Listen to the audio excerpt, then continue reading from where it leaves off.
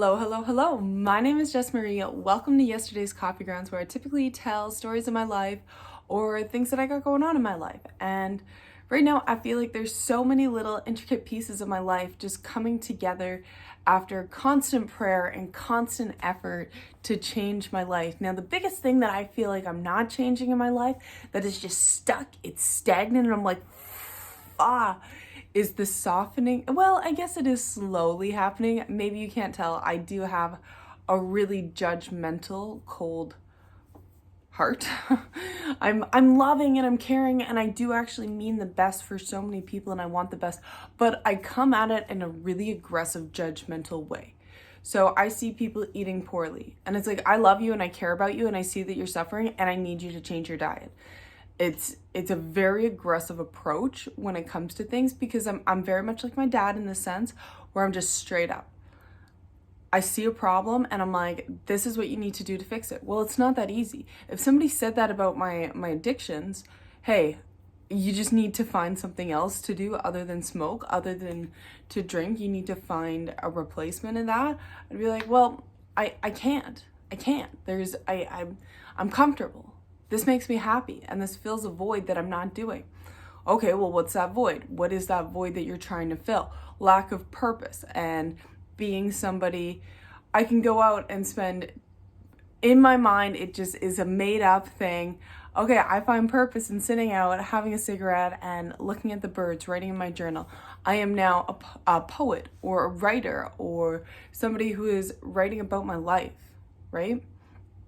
Or if I'm drinking, back when I would drink in like 10 in the morning, I was an artist and I would paint and I would create, and that's just what I did. I'd have my couple cups of coffee, smoke some weed, and then I'd pour a glass of rosé, and I'd just drink a bottle of rosé all day.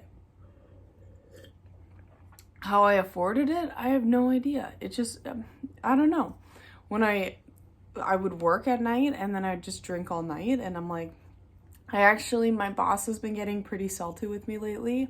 She's like, you guys aren't doing enough at night. And it's like, actually, to tell you the truth, it's because I quit drinking that I don't do as much, because I feel like I would compensate my drinking with, I would just do more. I would make sure everything was perfect so there was nothing to complain about, no suspicion, nothing like that.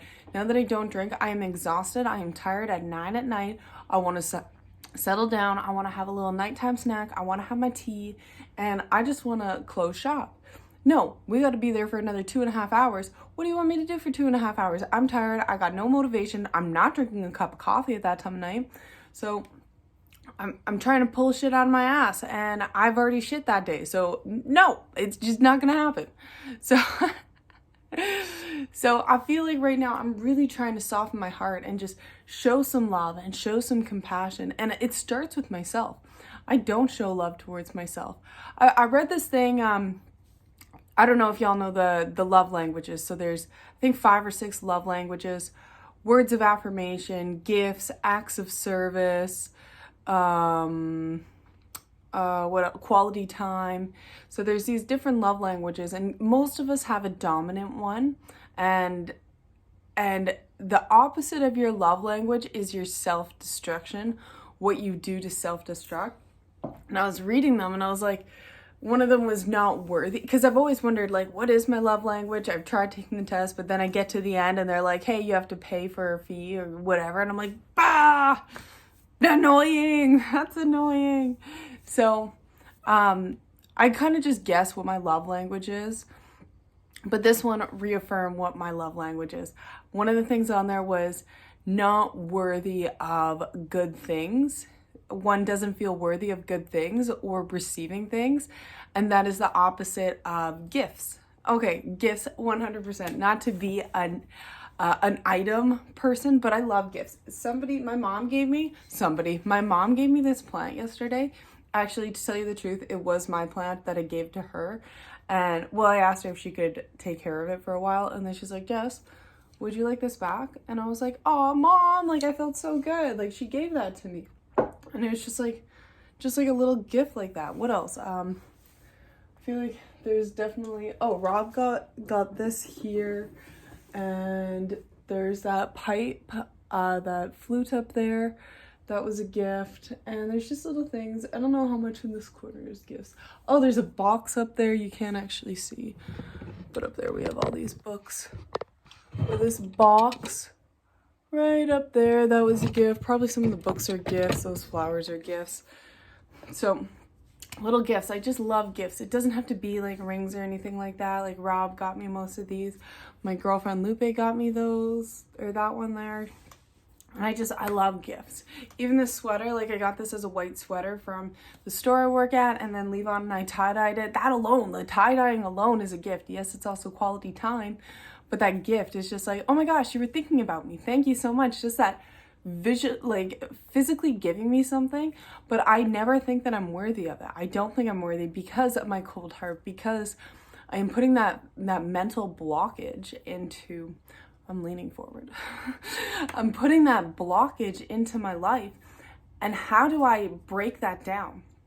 Well, there's many ways to go about that. One, we could do affirmations, sitting in a room and affirming, I am worthy. I am loved. I am somebody, I put good out into the world and I deserve that good back.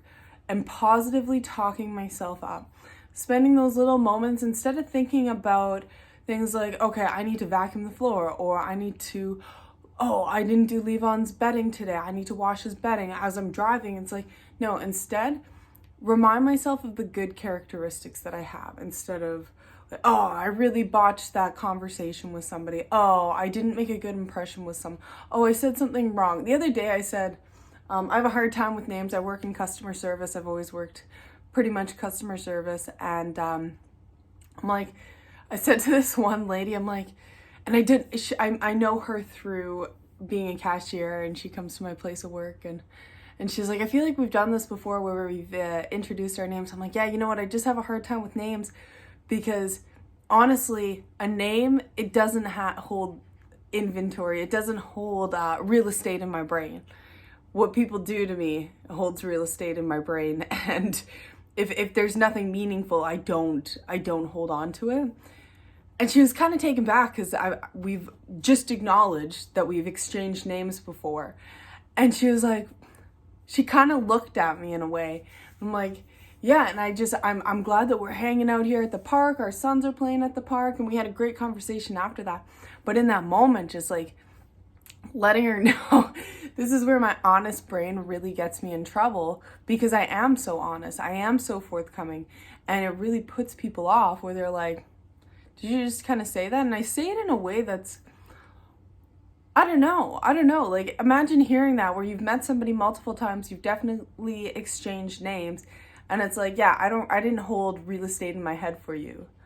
And it's like, I don't know. I'd be insulted. I would, or I would take that as a motivational drive, depending on who it was. And if I did actually genuinely make a good attempt at having a relationship with this person or an interaction with this person, yeah, I'd be actually kind of annoyed. Like, wait, you didn't remember my name? What?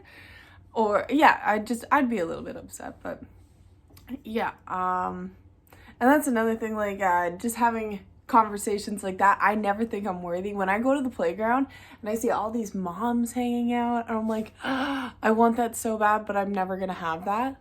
Or, Seamus, what are you barking at, baby? A little Newfoundland pup.